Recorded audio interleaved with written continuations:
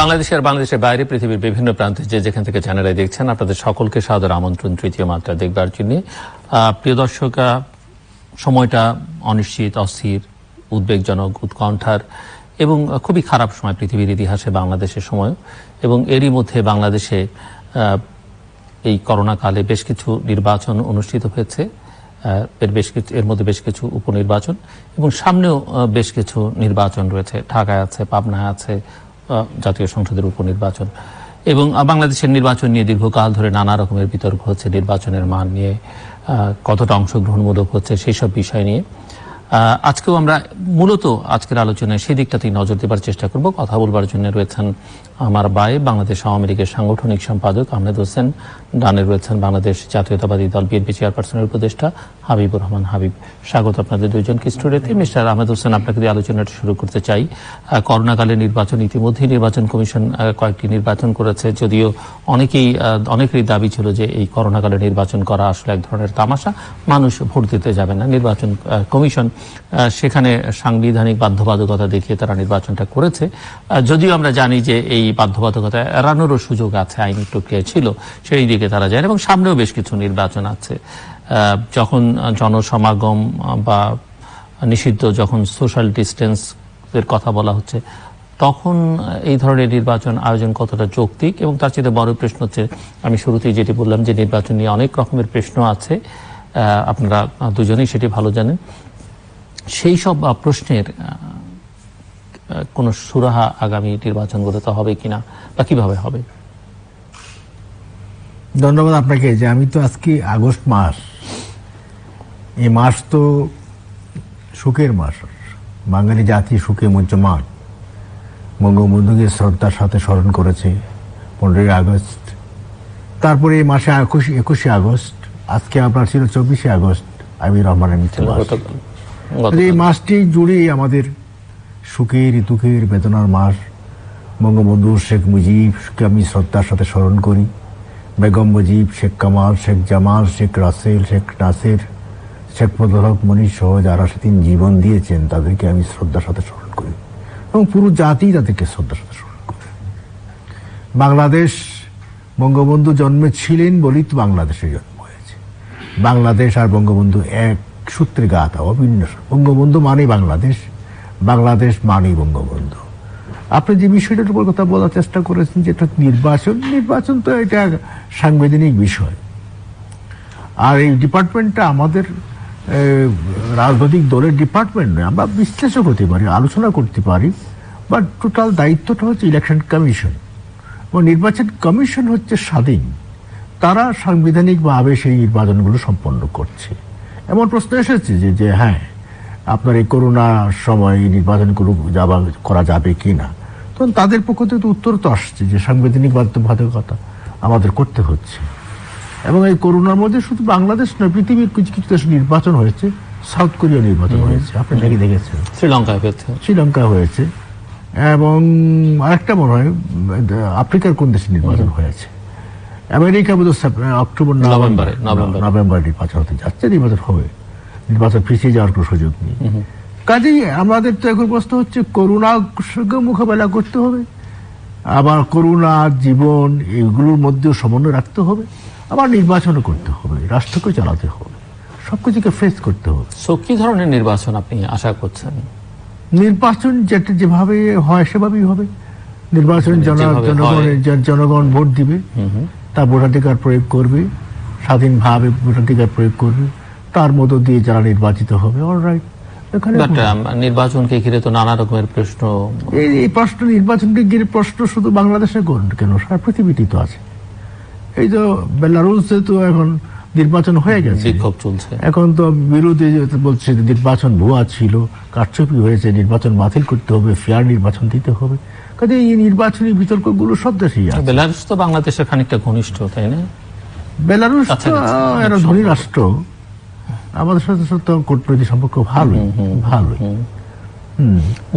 তো এখানে আপনি বলেন আমেরিকাতে শুরু হয়ে গেছে।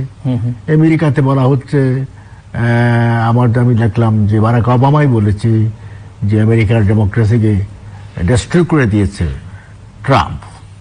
কাজে নির্বাচন, রাজনীতি এগুলো বিতর্কের বিষয়ই। এই বিতর্কের মধ্য দিয়ে একটা আউটপুট বেরিয়ে আসে। আমি আসবো আপনার কাছে। আমার মনে হয় যে মিস্টার হাবিবুর রহমান হাবিব বলবার পর আপনার জন্য বলবার আরো উপকরণ আপনি পাবেন। মিস্টার হাবিব, আপনার কাছে প্রশ্ন যে সামনে নির্বাচন এবং এই নির্বাচন আপনার এলাকায়, আমি জানি আপনার কনস্টিটিউয়েন্সিতে নির্বাচন, উপনির্বাচন হওয়ার কথা। প্রশ্ন হচ্ছে যে করোনাকালে আমরা বিএনপির পক্ষ থেকে দেখেছি যে নির্বাচন না করবার জন্য বলা হয়েছে, এবং তার আগে বিএনপির একটা দলীয় সিদ্ধান্ত ছিল যে সকল ধরনের নির্বাচনে বিএনপি অংশ নেবে। তার আগে অবশ্য নির্বাচন নিয়ে বিএনপির তো প্রশ্নের কোনো শেষ নেই, এবং নির্বাচনই হয়নি সে কথা বলেছে। একদিনের নির্বাচন আরেকদিন হয়েছে, নির্বাচন বাতিলের কথা বলা হয়েছে, যদিও বিএনপি সেগুলো নিয়ে কোনো রকমের প্রতিরোধ আন্দোলন বা কোনো রকমের প্রোটেস্ট বিএনপি দেখায়নি। সংসদ অবৈধ বলেছে বিএনপি, সেই সংসদে আবার গেছে বিএনপির যে কয়েকজন নির্বাচিত হয়েছিলেন। এখন প্রশ্ন হচ্ছে যে এই সামনের দিনগুলোতে বিএনপি আসলে কি করবে, এবং এই প্রশ্নটাও আমি রাখতে চাই যে সব যুক্তি দিয়ে বিএনপি সংসদে গেছে একটা পর্যায়ে গিয়ে, বিএনপি কি মনে করে কিনা তাদের সেই স্বপ্ন বা প্রত্যাশা পূরণ হয়েছে, বা তারা আসলে সংসদীয় কোনো ভূমিকা রাখতে পারছে? সংসদের বাইরে, সংসদের ভিতরে নির্বাচন করে, নির্বাচন না করে আসলে বিএনপি কিছু করতে পারছে কিনা? আপনাকে ধন্যবাদ। আপনার মাধ্যমে দেশে এবং দেশের বাইরে চিত্রমাত্রা যারা দেখছেন তাদেরকে আমার সশ্রদ্ধ সালাম। বিজ্ঞ আলোচক আহমদুল্লাহ, আপনাকে শুভেচ্ছা। করোনায় যারা মারা গেছেন তাদের আত্মার মধ্যে সমবেদনা প্রকাশ করছে, যারা অসুস্থ তাদের সুস্থতা কামনা করছে। আসলে নির্বাচনের ব্যবস্থা আহমদুল্লাহ সাহেব যে কথাটি বললেন, সারা পৃথিবীতে অনেক দেশে বিতর্কিত হচ্ছে ইদানিং, বিশেষ করে বাংলাদেশের সাথে তাদের সম্পর্কটা ভালো। বাংলাদেশ থেকে মনে হয় কিছুটা তারা পেয়েছে, বাংলাদেশের এই প্র্যাকটিসটা তারা করার সুযোগ পেয়েছে আর কি। যাই হোক, অন্যান্য দেশে যে বিতর্কটা হয় নির্বাচনকে নিয়ে, বাংলাদেশের বিতর্কটা সম্পূর্ণ ভিন্ন রকম। এটা খুবই বাস্তবতা। বাংলাদেশে নির্বাচনটা অস্বীকার করার কোনো উপায় নাই। যদি কেউ অস্বীকার করে তাহলে আমার কাছে না, দেশের মানুষের কাছে না, সংসদীয় দলের কাছে সে ধরা খাবে। নির্বাচনটা 29 তারিখে রাত্রে ম্যাক্সিমাম ভোটটা হয়েছে, এবং 30 তারিখে যে নির্বাচনটা হয়েছে, এই নির্বাচনটা কোনোভাবেই কোনো অর্থেই গণতান্ত্রিক ভাবে কোনো নির্বাচন না হয়নি। এরপরও সরকারি দলের পক্ষ থেকে বলল সুষ্ঠু নির্বাচন হয়েছে, এবং এদের সেনাপ্রধান উনি বলেছেন যে বাংলাদেশ সৃষ্টির পরে এই নির্বাচনটা সবচেয়ে ভালো হয়েছে।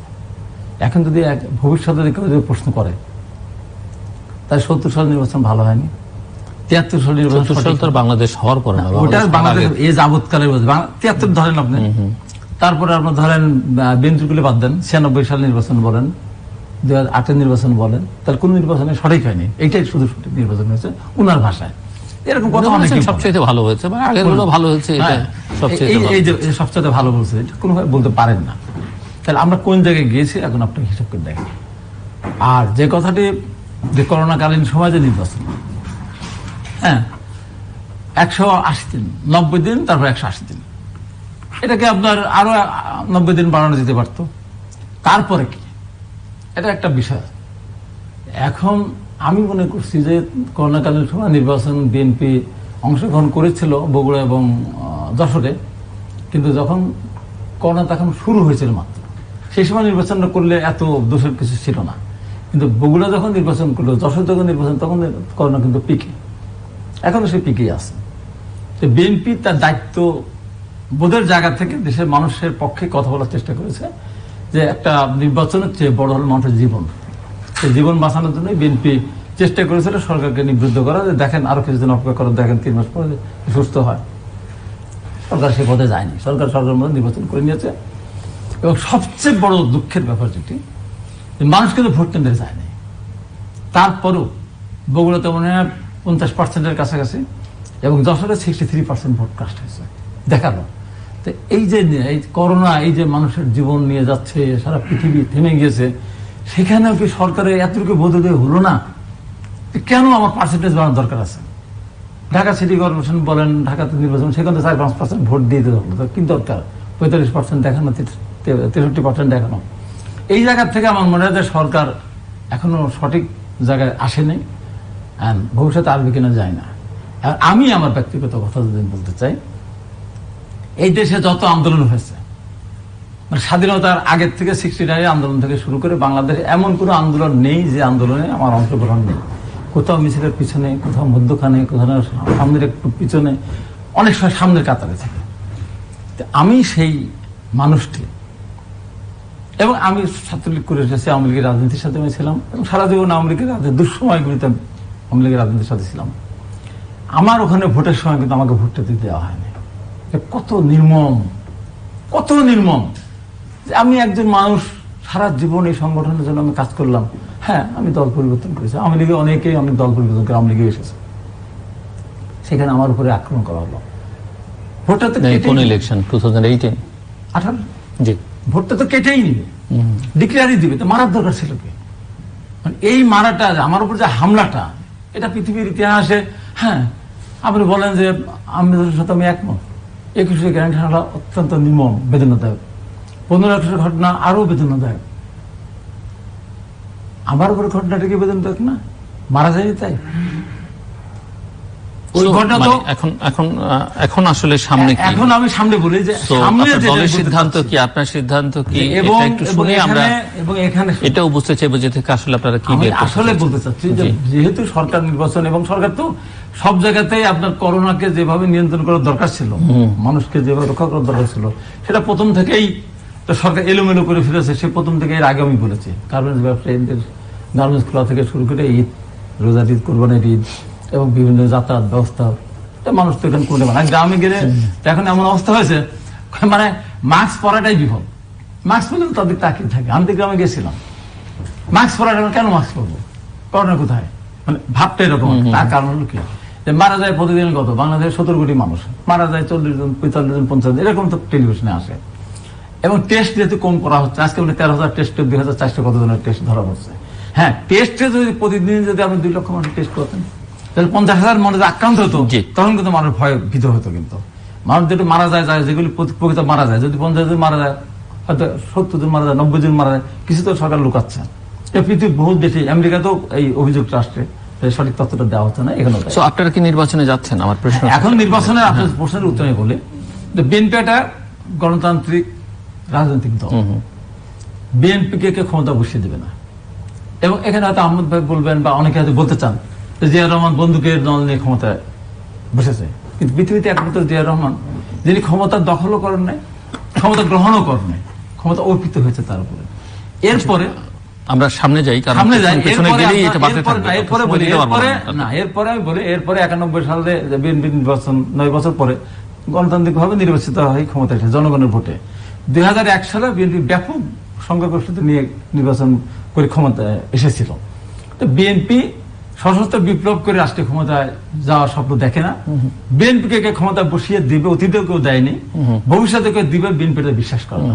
অতএব বিএনপিকে নির্বাচনে অংশগ্রহণ করার মধ্য দিয়েই সরকার ভোট কেড়ে নিবে, প্রতিরোধ হবে, জিতবে, হারবে, মার খাবে, এই করতে করতে বিএনপিকে দাঁড়াতে হবে।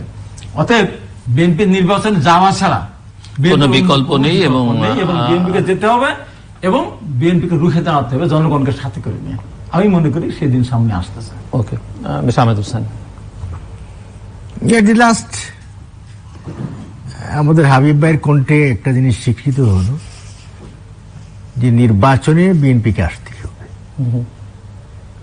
2014 সালে যখন মাননীয় প্রধানমন্ত্রী বেগম জিয়াকে ইনভাইট করলেন গণভবনে, যে আপনি আসুন, কথা বলি, আলোচনা করি নির্বাচন কিভাবে করা যায়, সেদিন যদি যেতেন তাহলে ইতিহাসটা অন্যরকম হতে পারত।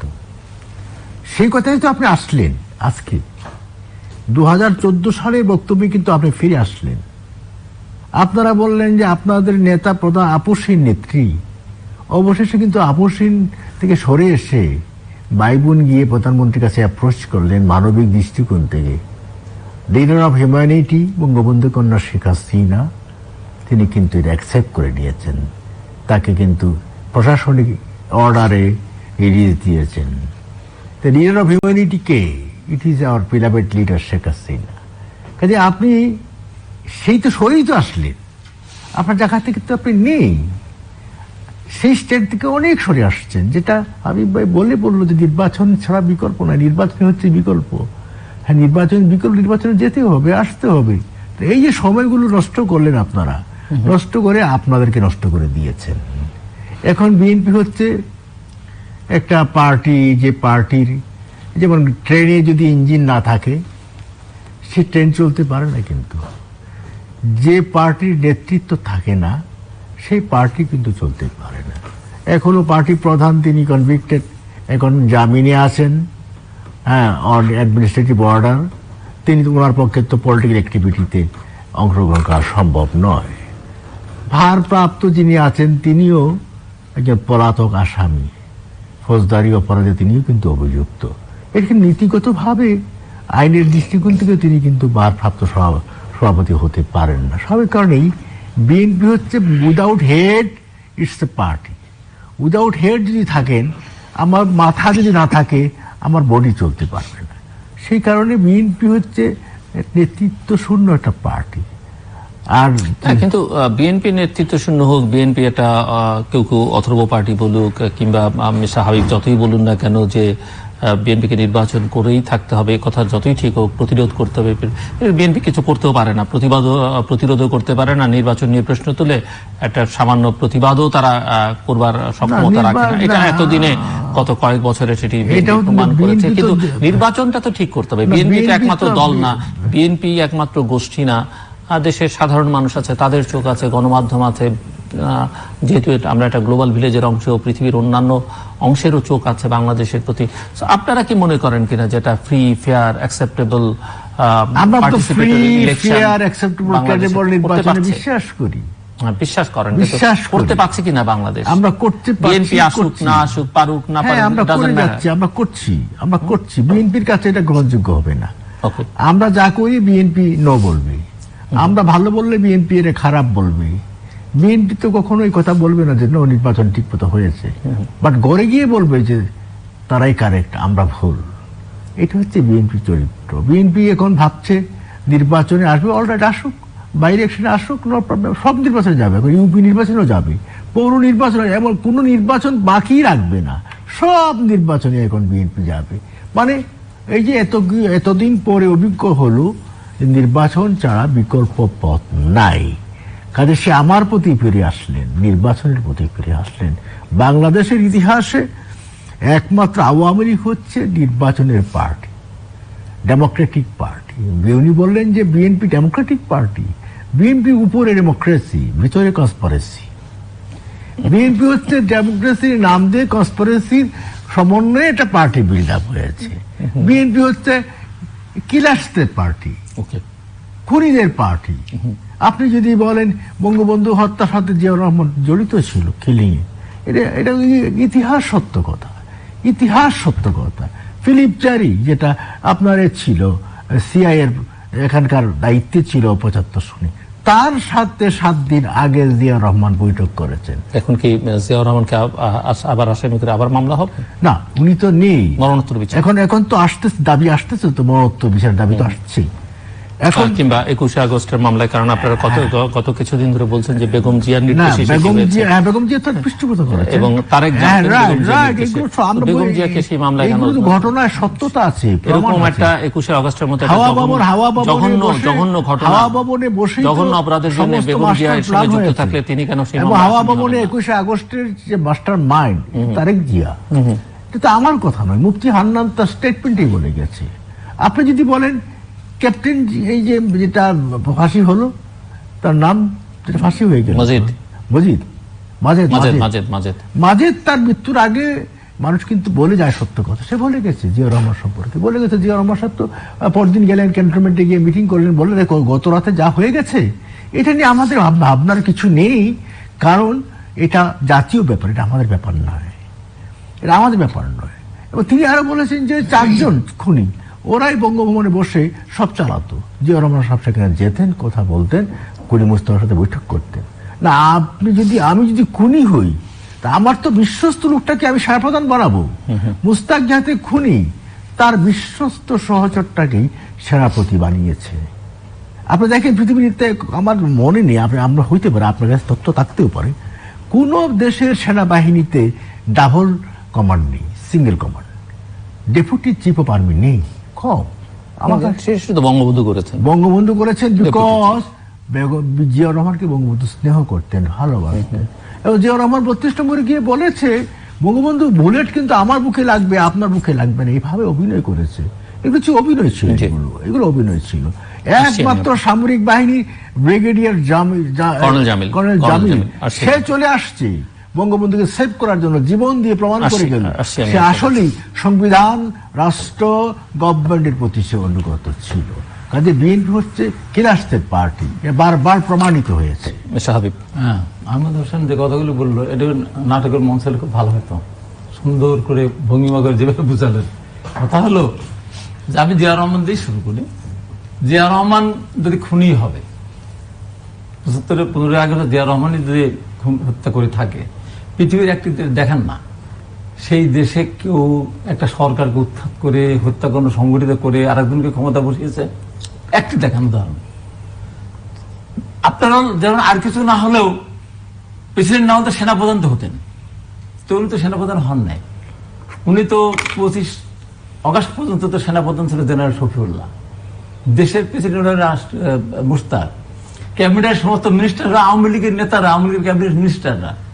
জিয়া রহমান কই থেকে আসলো, কোথা থেকে আসলো? প্রথম কথা। দ্বিতীয় কথা, যে এই যে আপনি বললেন যেটা মানে ডেপুটি চিফ অফ স্টাফ কেন বানাবেন? জিয়া রহমান সিনিয়র, মুক্তিযুদ্ধের সিনিয়র, উনি সামরিক বাহিনীতে সিনিয়র। জেনারেল শফিউল্লাহকে যখন সেনাপ্রধান বানানো হলো, জেনারেল শফিউল্লাহ জোরহাত করে জেনারেল উসমানীকে বলে, স্যার এই কাজটা করবেন না স্যার।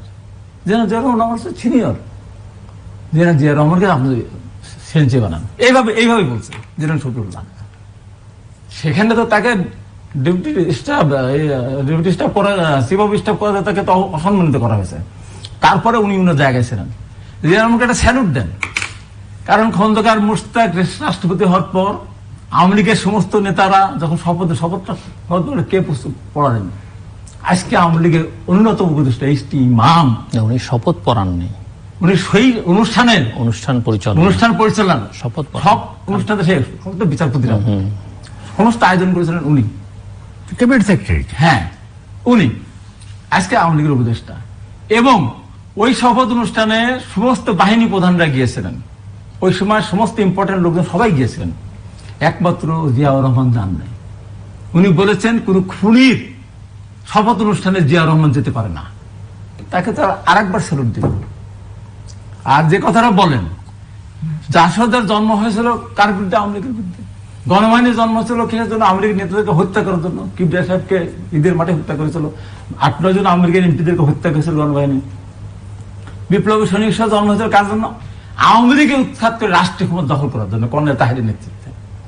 জিয়া রহমান তো 3 তারিখ থেকে 5 তারিখ 7 তারিখ পর্যন্ত বন্দী। 2 নভেম্বর জেলখানা হত্যাকাণ্ড সংগঠিত করলো মুশতাক প্রেসিডেন্ট, খালেদ মোশাররফ তখন রাষ্ট্রীয় ক্ষমতা নিয়েছে। জিয়া রহমান তখন বন্ধ, হ্যাঁ তো রাত্রে 3 নম্বর পড়ে গেল, তখন জিয়া রহমান তো বন্দী। জিয়া রহমানকে 7 তারিখে যদি কর্নেল তাহেরা তাদের প্রয়োজনে খালেদ মোশাররফকে প্রতিরোধ করার জন্য জিয়া রহমানকে সামনে না নিয়ে আসতো, জিয়া রহমান মরে যেত, তাহলে জিয়া রহমানকে আজকে সামনে নিয়ে আসতেন না। এবং জিয়া রহমান যদি এসে ক্ষমতার পাদুরে না আসতেন, আমি হলফ করে বলতে পারি, কর্নেল তাহেরা ক্ষমতার পাদবিটি আসলে আজকে আওয়ামী লীগ রাষ্ট্রীয় ক্ষমতা দূরের কথা, জীবনে আওয়ামী লীগ নাম উচ্চারণ করতে পারতো না। কারণ আওয়ামী লীগকে ধ্বংস করার জন্যই জন্ম হয়েছিল জাসদের, জন্ম হয়েছিল গণবাহিনী, জন্ম হয়েছিল বিপ্লবী সৈনিক সংস্থা। অর্থাৎ এখানে জিয়া রহমানকে টেনে নিয়ে এসে এখন যে টেনে নিয়ে আসছেন এই 21 আগস্ট গ্র্যান্ড হামলায় খুনির দল বলতেছেন। আমি ইতিহাসের বাইরে আমি যাব না। 1972 থেকে 75 সাল পর্যন্ত এই দেশে যত মুক্তিযোদ্ধা হত্যা হয়েছে, হয় ছাত্রলীগ না জাসদ ছাত্রলীগ, হয় আওয়ামী লীগ না জাসদ, কারণ হত্যা করেছে, কোন আমল হত্যা করেছে? এই খুনেরও বিচার কিন্তু বাংলাদেশে একদিন হবে। জাসদ বলে তাদের 30,000 কে হত্যা করা হয়েছে করেছে আওয়ামী লীগ, আর আওয়ামী লীগ বলে আমাদের 20,000 কে হত্যা করে জাসদ। এবার আমার পরিষ্কার মনে আছে, বঙ্গবন্ধু যখন বাকশাল করলেন, উনি পরিষ্কার করে বললেন, আমি পারলাম না, আমার নেতাদের বাঁচানোর জন্য, জাসদের হাত থেকে আমার নেতাদেরকে বাঁচানোর জন্য আজকে আমাকে একবারে শাসন ক্ষমতা ফিরে যেতে হচ্ছে। আজকে কোথায় টেনে নিয়ে আসছেন জিয়া রহমানকে? কোনায় টেনে নিয়ে আসছে? ওই জায়গাটা না গিয়ে।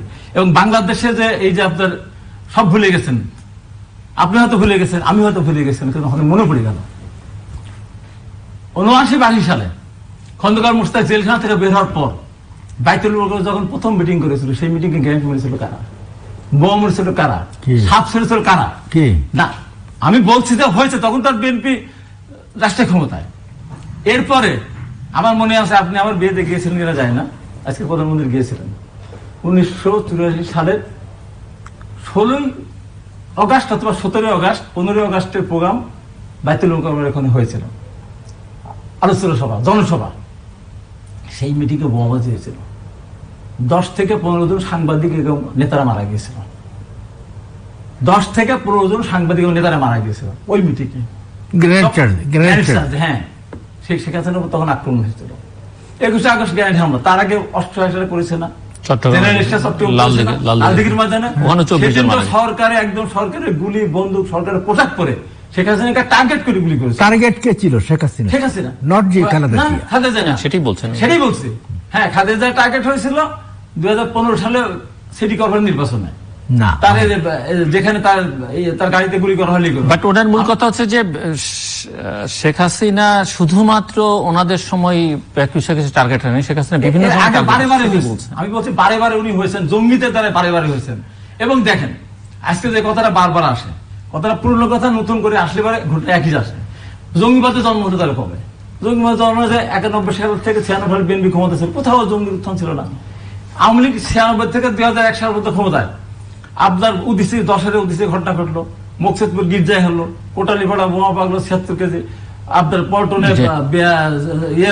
সিবিউর মিটিং এ হত্যা হলো কয়েকজন, রমনা বটপটে নৃশংস ঘটনা ঘটলো, নারায়ণগঞ্জ আওয়ামী লীগ অফিসে 20 জন মারা গেল। কোন সময়? হ্যাঁ, বিএনপির সময় শাহেক আব্দুর রহমান বাংলা ভাইদের উত্থান হয়েছিল, ওরাই কিন্তু বিএনপি সেগুলো গ্রেপ্তার করেছিল, চূড়ান্ত শাস্তি ফাঁসির রায় দিয়েছিল বিএনপি অতি দ্রুত। এবং টেলিভিশনে লাইভ দেখিয়ে সিলেটে শাহেক আব্দুর রহমানকে গ্রেপ্তার করলো, আপনার কিশোরগঞ্জে বাংলা ভাইকে গ্রেপ্তার করলো। বিএনপি তার স্বচ্ছতার দিক থেকে পিছিয়ে কোনো সময় ছিল না। হ্যাঁ, 21 আগস্ট গ্র্যান্ড হামলার কথা আমি বলবো, যেটা তারেক রহমান এবং বেগম খালেদা জিয়া, আমি বলবো এরা গণতান্ত্রিক সরকার, স্বৈরাচারী সরকার হলে হয়। আজকে বিএনপির উপরে স্টিমুলাস চালাচ্ছে ধরেন সরকার। তারপরে আমি মনে করি যে বিএনপির কোন মিটিংয়ে সরাসরি সমস্ত নেতৃবৃন্দকে মেরে ফেলার জন্য প্রধানমন্ত্রী এবং তার আশেপাশের লোক নির্দেশ দিবেন, এটা আমি কোনোভাবে বিশ্বাস করি না। ঠিক তেমনি হবে। আর তখন তো আওয়ামী লীগের 59 সিটের মালিক, বিএনপি 2/3 মেজরিটি নিয়ে বিএনপি ক্ষমতা। না, কিন্তু কেন মারতে যাবে? কিন্তু সেই ঘটনার পরে রাষ্ট্র ক্ষমতা থেকে যে কাজ করা দরকার, এই আইনি প্রক্রিয়া, বিচার প্রক্রিয়া, সেই জায়গায় যে ঘটনাগুলো ঘটেছে, এই জজ মিয়ার নাটক, এগুলো তো বিএনপির সময় হয়েছে। আমি 100% আপনার সাথে একমত। বা সংসদে দাঁড়িয়ে বলা যে শেখ হাসিনার ভেন্ডি ব্যাগ থেকে গ্রেনেড। তবে তার আগের ঘটনা আমি যদি যাই, মুক্তাঙ্গনে আওয়ামী লীগের মিটিংটা ছিল, একটু ছোট কথা আওয়ামী লীগের মিটিংটা হতো। আওয়ামী লীগের মতো রাজনৈতিক সংগঠনকে যদি বলে যে মুক্তাঙ্গন পুলিশ করতে দেয়নি, এই জন্য আমি চলে গেলাম এতে বঙ্গবন্ধু অভিনীত, এটা আমি বিশ্বাস করবো না। মুক্তাঙ্গনে যদি করতো, এই জঙ্গিরা এই ধরনের ঘটনা ঘটাতেও পারতো না, এ ধরনের ঘটনা বেড়ে যেত, তাহলে তো আর এই পরের গুলি আর আসে না।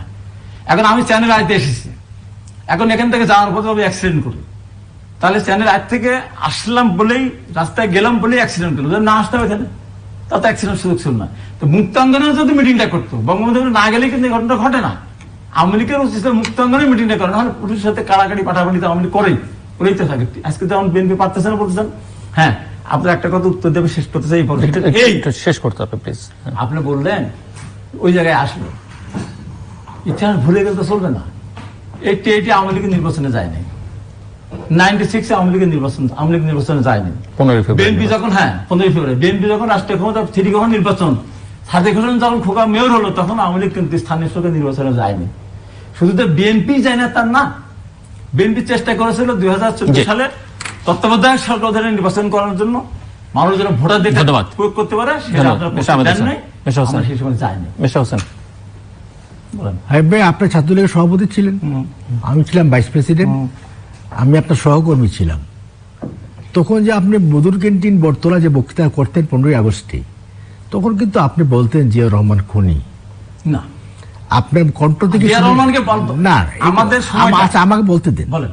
আপনার কাছ থেকে শিখেছি, এটা জেনেছি, আমি আপনার কাছ থেকে তথ্যটা পেয়েছি। আপনি ছাত্রলীগের প্রেসিডেন্ট ছিলেন, আপনার বক্তব্যটা সারা বাংলাদেশে গিয়েছে, আপনিই তথ্য দিয়েছেন যে খুনি। আজকে এখন যেহেতু আপনি অ্যাবাউট টার্ন করেছেন, উল্টো দিয়ে চলে গেছেন, আপনি এখন তাকে খুনি স্বীকার করবেন। শোনেন, উনি যদি খুনি না হবেন তাহলে ইন্ডেমনিটি একটা পঞ্চম সংশোধনীতে পাশ করতেন না। ওনার স্পেস ছিল যে আমি আইনটা পাশ করব না, আমি প্রেসিডেন্ট, আমি বঙ্গবন্ধু হত্যার বিচার করব। তাহলে ইতিহাসে আজকে কোথায় থাকতেন তিনি? ইতিহাস তাকে নির্ধারণ করেছেন তিনি খলনায়ক, তাকে নায়ক হিসাবে ইতিহাস নির্ধারণ করে নাই। ঘটনা প্রবাহকে আপনাকে বিশ্বাস করতে হবে। খুনি রশিদকে 96 পার্লামেন্টে এমপি বানিয়ে লিডার অব দ্য অপোজিশন বানিয়েছে কে? বেগম জিয়া। বদলুল হুদাকে এমপি বানিয়ে এনেছে কে? আমি বলছি আপনার বেগম জিয়া, এরশাদ, বেগম জিয়া, জিয়াউর রহমান, এটি তো একই ধারার, একই চরিত্রের। কাজেই আমি এখানে বলছি যে আপনি যেটা বলছেন, যেমন আপনি একটা কথা বলছেন সেনাপ্রধান নাকি এই ধরনের কথা বলেছে, আমার চোখে পড়েনি এই ধরনের কথা। কি একদম পেপারে আপনার না, সেনাপ্রধান তো রাজনীতি করে না, সেটাই কথা বলতে যাবে কেন? বুঝছেন? আর বাংলাদেশের রাজনীতিতে এই যাবৎ আপনারা যে ভুলগুলো করেছেন, সেই ভুলের মাসুল দিয়েছেন আপনার কেরানীগঞ্জের যে নেতা আপনার গয়েশ্বর একটা কথা ভালো বলেছে যে আমরা আকাম যা করেছিলাম এই আকামের শাস্তি তো আমরা পাচ্ছি, এবং যারা আকাম করেছে তারা খুব ভালো আছে, দেশের বাইরে খুব ভালোভাবেই আছে। তিনি যে ও কথা আগে বলেছেন, আমি নিউজ দেখেছি, অনলাইন নিউজ দেখেছি। তা আপনাদের পার্টিতে কি বক্তব্যগুলো এখন আসছে? আপনি বলছেন যে বেগম জিয়া যখন তার ছেলে মারা গেল, প্রাইম মিনিস্টার ছুটে আসলেন, দরজাটা বন্ধ রাখলেন। কত বড় মানে বর্বরতা, কত বড় ইনহিউম্যানিটি, মিনিমাম জেন্টিলিটি যেটা, সেটাও আপনাদের মধ্যে ছিল না। একটা রাজনীতিতে ডিফারেন্স অফ ওপিনিয়ন তো থাকতেই পারে, তারপরে কি আমরা একসাথে কথা বলতে পারবো না? ওই পরিবেশটা নষ্ট করেছে কে? দেখেন, সেকেন্ড ওয়ার্ল্ড ওয়ারে জার্মান ভাগ হয়ে গেল, পূর্ব জার্মানি পশ্চিম জার্মানি দেওয়াল হয়ে গেল। আজকে সেই দেওয়ালটা ভেঙে কিন্তু একটা জার্মানি হয়ে গেছে।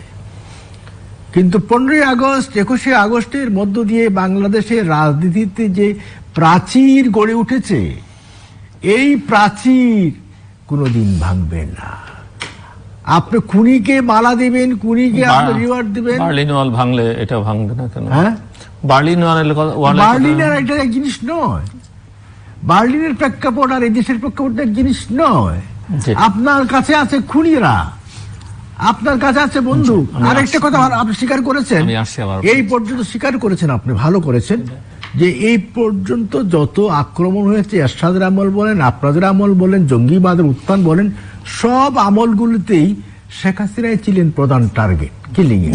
আরেকটা কথা বলেছেন আপনি ভালো, যে আপনাদের সময় কোনো জঙ্গিবাদের উত্থান হয় নাই 91 থেকে 96, কিন্তু আমরা যখন ক্ষমতায় আসলাম তখন জঙ্গিবাদ ঢেকে বসত।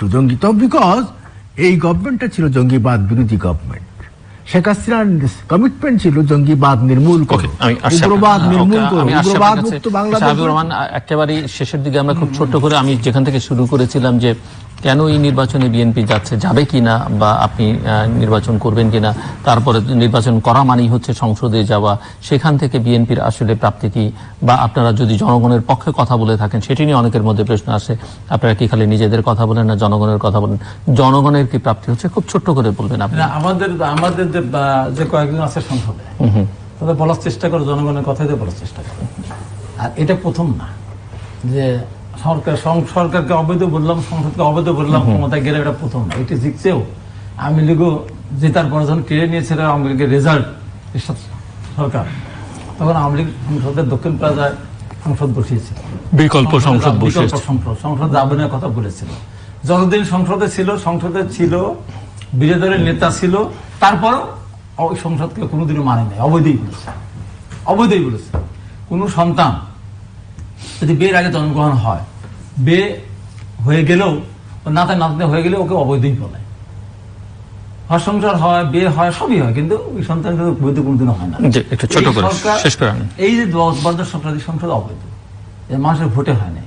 আর এখানে যে কথাটা আপনি বলার চেষ্টা করলেন যে জিয়া রহমানকে বারবার টানতেছেন, খালেদা জিয়াকে বারবার টানতেছেন, যে কথাটা আমি বলি যে হ্যাঁ, বদরুল হুদাকে এরশাদ সাহেব এমপি বানিয়েছিল, আমার নামে এখন ধানে মামলা আছে, কিন্তু আমি অফিস উড়িয়ে দিতে চেয়েছিলাম বলে হ্যাঁ, এবং কর্নেল ফারুককে দিয়ে নির্বাচন করেছিল রাষ্ট্রপতি, কত ভোট দিয়েছিল আপনি জানেন?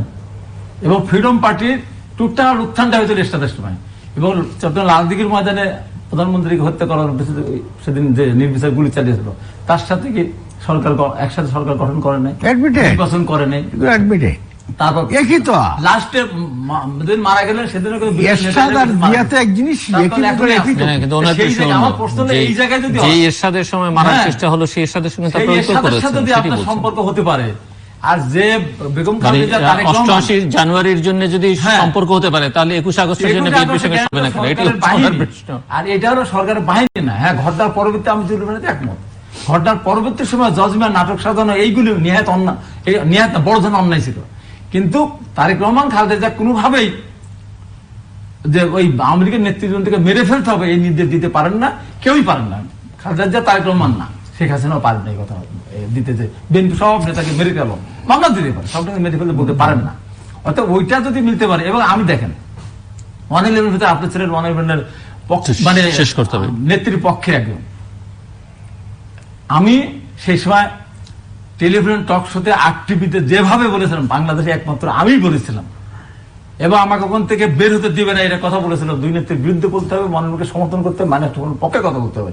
আমি বলি নাই, আমি স্টেট বলেছিলাম শেখ হাসিনার পক্ষে, বেগম খালেদার পক্ষে। শেষ করতে হবে। আমি সর্বশেষ আজকে বলবো, আপনাদের যে আগামী নির্বাচনে বিএনপি নির্বাচনে যাওয়া ছাড়া কোন গতি নেই।